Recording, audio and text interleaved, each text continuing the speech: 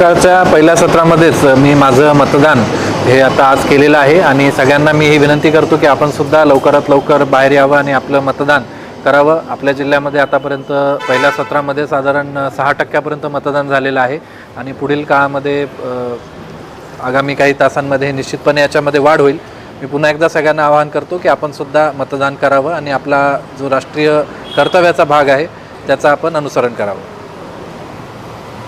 नमस्कार, मी विनल करणवाल, मुख्य कार्यकारी अधिकारी जिल्हा परिषद नांदेड। आज आहे 20 नोव्हेंबर म्हणजे मतदानाचा दिवस। मी माझा मताचा हक्क, माझा मताचा अधिकार बजावलेली आहे।